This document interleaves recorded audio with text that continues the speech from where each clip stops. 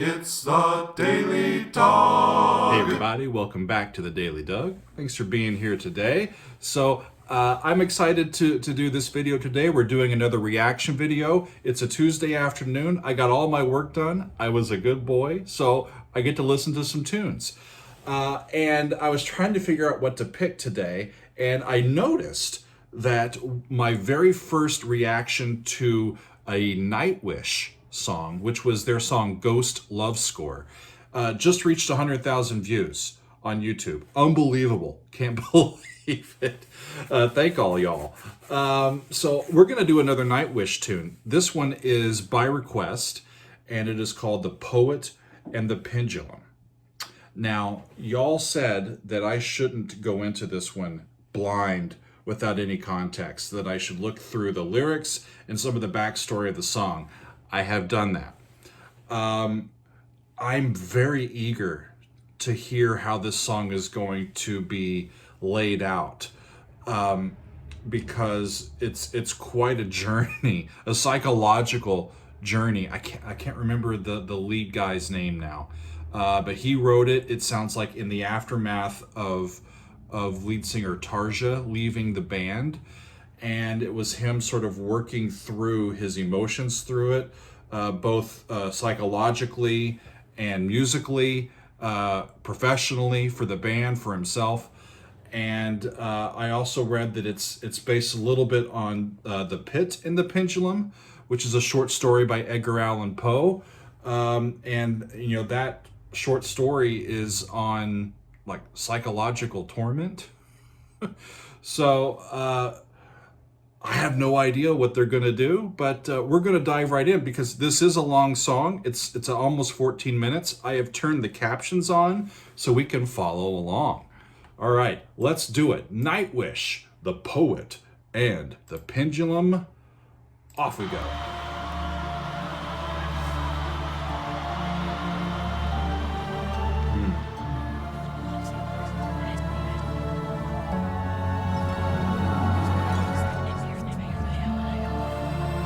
My earphones, I'm hearing whispers. D minor.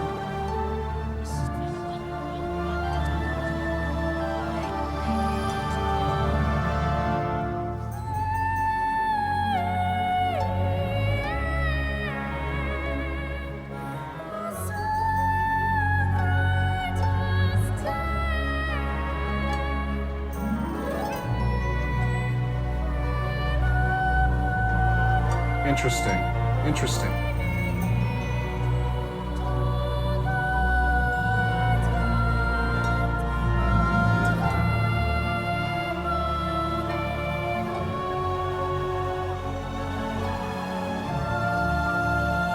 Listen to this. Went major for a second. That's cool.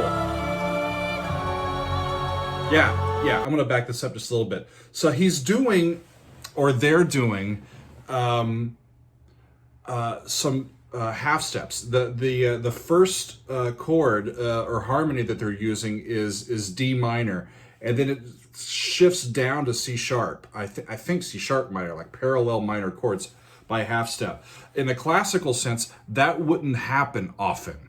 To have parallel minor triads separated by a half step, but it might represent that psychological torment that he's going through and feeling unmoored a bit. Already, we've gone through a couple different hinted at key areas, but they're doing this motive that's half step related throughout. I'm going to back it up just a hair.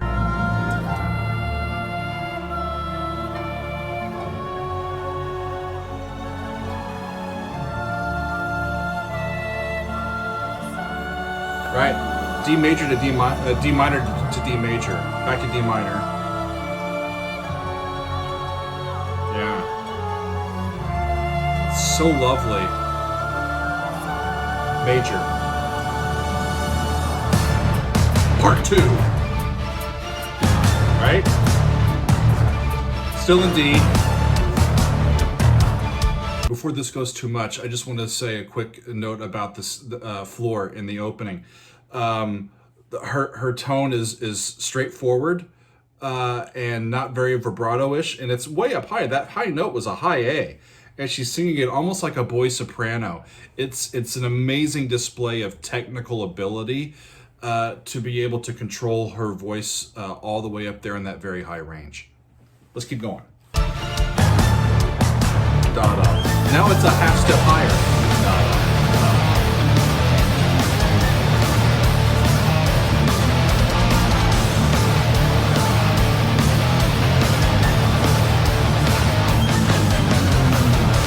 Chromatics going down.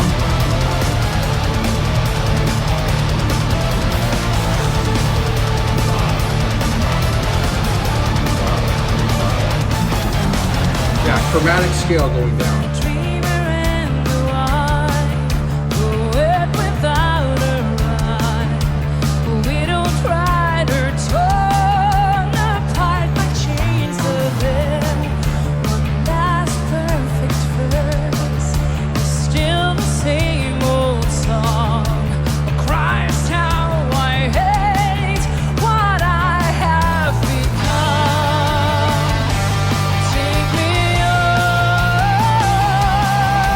Flat 7 1. Get away, run away, fly away, lead me astray. To dream outside away, I can't cry 'cause the Up to E flat. rise for I can't Then to B flat. Cool. for the cold world.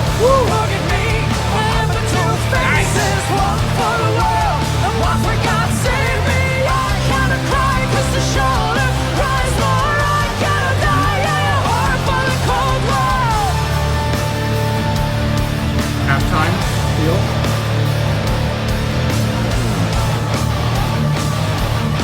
I can't do that with my hair. Yeah, I'm working on it. My home is there and there. Those What is that? What is this guy doing? He's like taking a look at this. He's like taking a siesta. What is this? Like Flora's over there working her heart out, and this guy's over there like having a Coke and a smile. He's like, hey home dude, is there and there. how you doing? Those I'm like, meadows of keep playing. He's trying to play. adventure-filled days will be very smiling face. Please, no more words, thoughts from a Play severed something. bed. No more, please tell me Somebody ought to write that guy apart for that section. once my heart goes right. Take me home. Get away, run away, fly away, lead me astray. To dream outside away, I gotta cry. Yeah, that half step up allows him to go down to flat 6. And then all those chromatics going down. That's really a neat sound.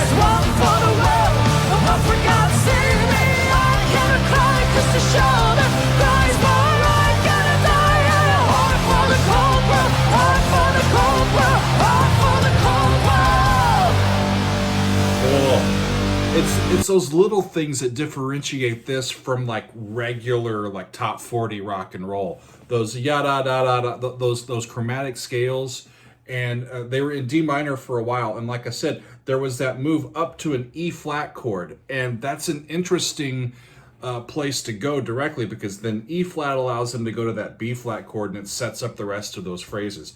That's really neat. So where it looks like we're getting to the end of part 2, and part 3 is coming up.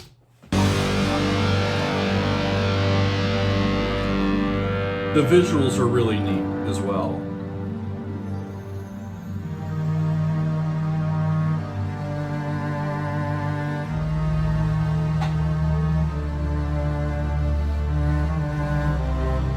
So those are waves, water.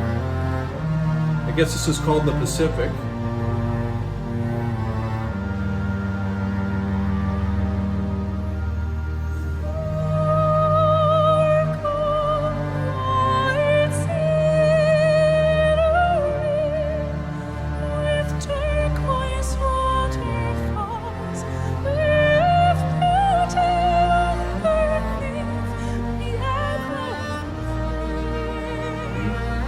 Major key.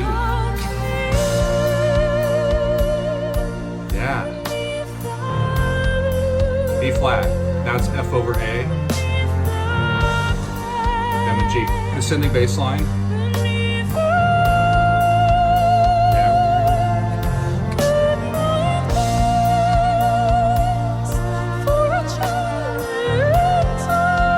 I love that how she changes her tone and color in each of these sections.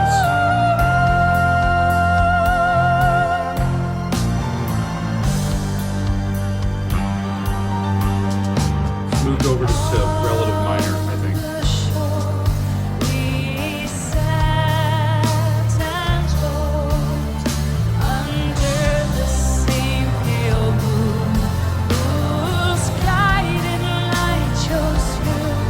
I hear the higher octave also being included in the mix. Is that a pre-recorded track, I'm guessing?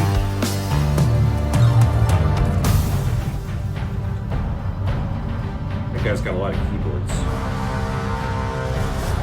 Audience knows what's coming.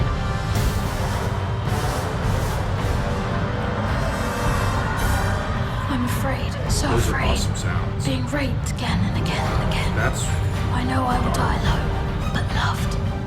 You live long enough to hear the sound of guns, long enough to find yourself screaming every night, long enough to see your friends betray you. For years, I've been strapped onto this altar. Now I only have 3 minutes and counting. I just wish the tide would catch me first, and give me a death I always longed for.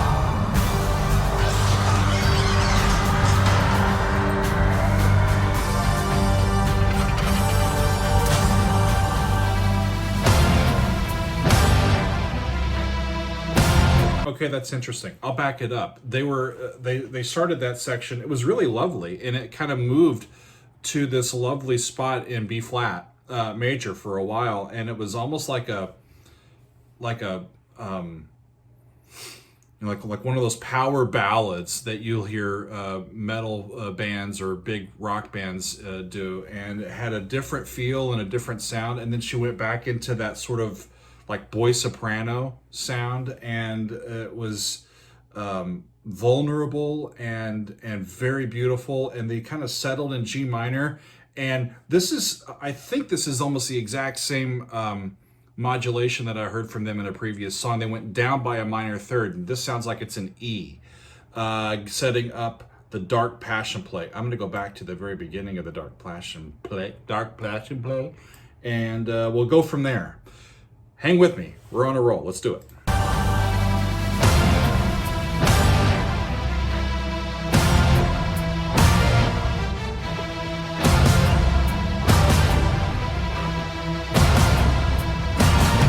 Playing all of that string stuff, that's going to be very, yeah, he's concentrating.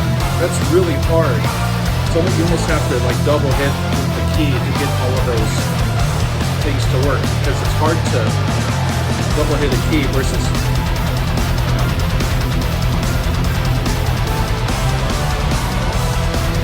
yeah. And there's a pendulum in the blade, that's cool.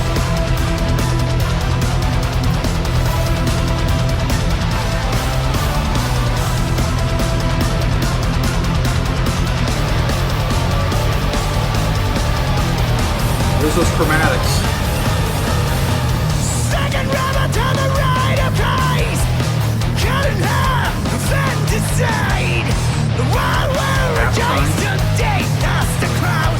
It's not the run of power.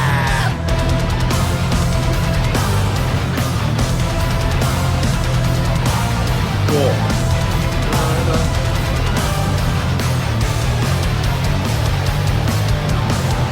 Everyone must bury their own. To pick the berry, the heart of stone. Now he's in hell, serves him well.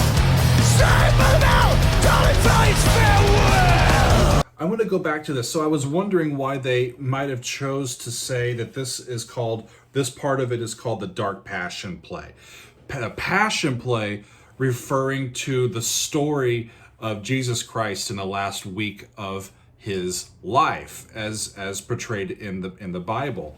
And when he says the second robber to the right, that's referring to when Jesus was on the cross, and the first robber was like talking shit about Jesus, and the second one was actually speaking up for him.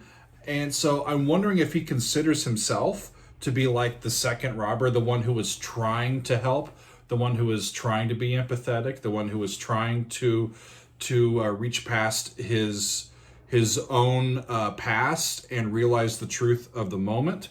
It could be all part of the psychological thing. That's a really neat metaphor if I have it right. Let us keep on rolling. Morning dawned upon his altar, the means of the dark passion play, performed by his friends without shame, spinning on his grave as they came. Get away, run away, So they're back in D. lead me straight to dream. This is from the previous section. Hey, good, he gets something to play. Good for him. Forgive me, I have the two faces, one for the world, and one for God. Save me, I cannot cry, 'cause the shoulder cries more. I cannot die, I have heart for the cold world, heart for the cold world, heart for the cold. Today, in the year of our Lord 2005, two of us was called from the cares of the world. He stopped crying at the end of each beautiful day. The music he wrote had too long been without silence. He was found naked and dead, with a smile on his face, a pen, and 1,000 pages of erased text. I'm going to stop it right there for a second. Wow.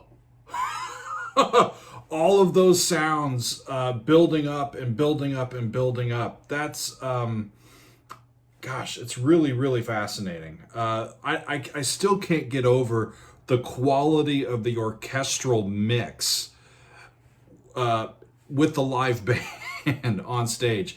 It's quite remarkable.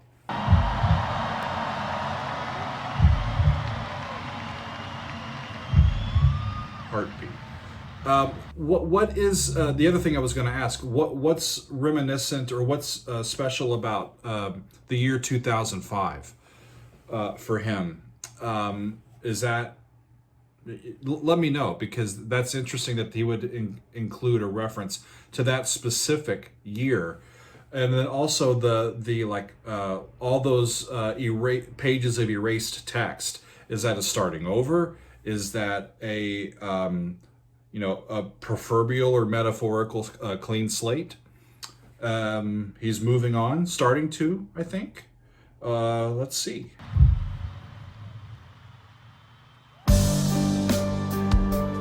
Back to the turquoise waterfall in G minor.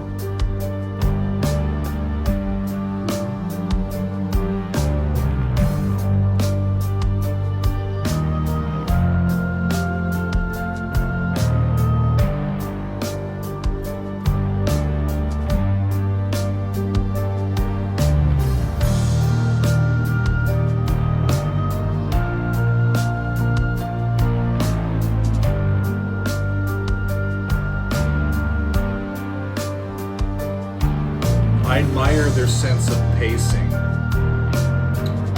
In a 14-minute song, you can't have 14 minutes of just all lyrics. You've got to have some space for the piece to breathe and to allow you to think on what you've just heard.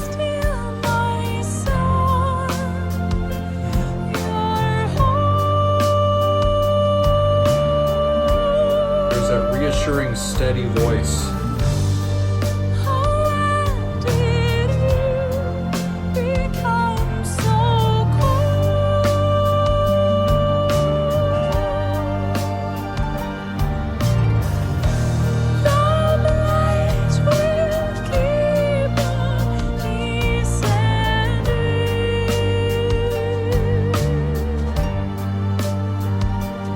If I'm being honest, that's sorry, but that's I think they could have done more with that line. The blade will keep on descending, descend. It was kind of musically a nothing line. I would have liked a little bit more from that. It is interesting to see them all sort of sitting down and resting towards the end of this. All you need is to feel my love.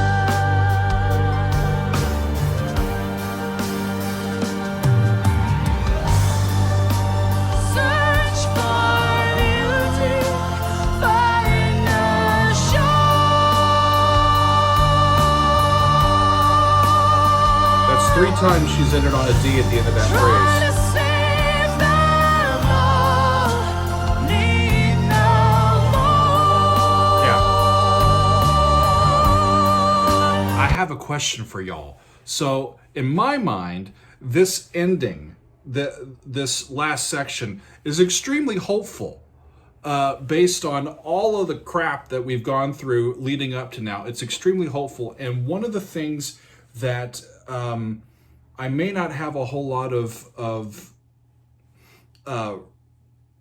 perspective about, or I may not be right or wrong. There's not like a right or wrong on this, but it's my own personal perspective. We're in G minor here in this last section. They're going back and forth. It sounds like between G minor and F major chords, like just kind of back and forth. But the line melodically keeps finishing on a D, which is the 5th of that key. And if you're going to land on G minor, there's 3 basic tones that you can land on melodically and be considered part of that chord. You can land on G, the root, B flat the 3rd, D the 5th. And I think landing a phrase on the 5th of a chord, especially when the chord's in root position, is a very hopeful and open sound. It's not final like it would be on the G. It's not even maybe contented or grounded by being on the B flat. I think the D is a hopeful sound, and it just comes from landing on the 5th of the chord melodically at a cadence. It's my own preference, but I think that's what lends such a powerful sense of optimism and hopefulness to the ending of this piece, is how they've crafted the melody.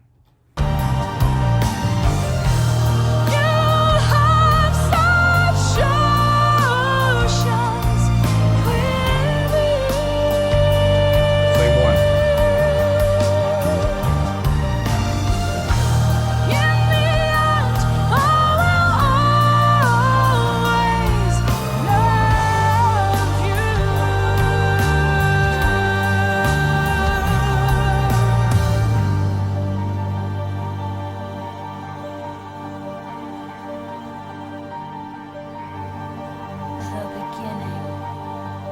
The beginning.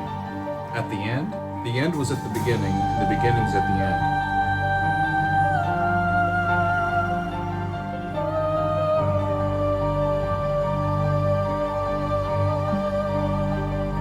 Yeah, listen to it.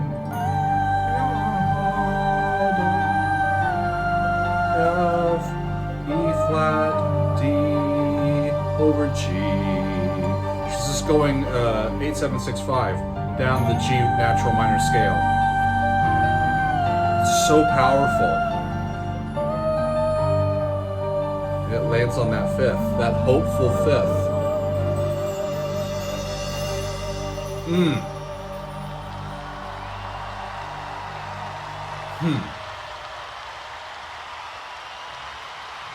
They really are a great band. They really are. I feel a little bit like I've been missing out for a lot of years, because I think 15 years ago I would have loved this band, and so I've just been missing out for the last decade or so.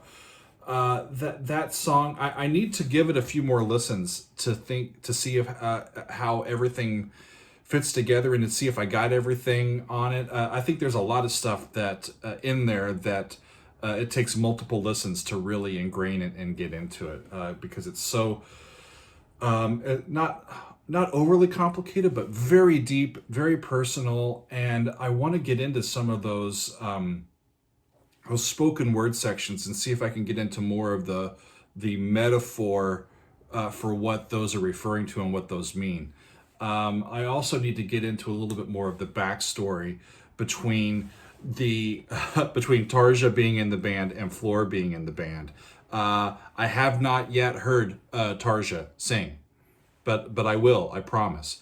And I'm very intrigued by going in to see the story, because being a musician is not an easy job, because you've got to be on all the time, and especially when you're traveling, personal relationships can become very strained, and I'm very curious about all that stuff, especially now with this song. You know, there's like psychological torment in this song, and inquiring minds want to know. So we'll be diving more into that in my spare time. But for now, we've been going on for 26 minutes, and I thank you for being here with me. What a great song, Nightwish, The Poet, and The Pendulum. Thank you all for suggesting it, and we will see you next time on The Daily Dog.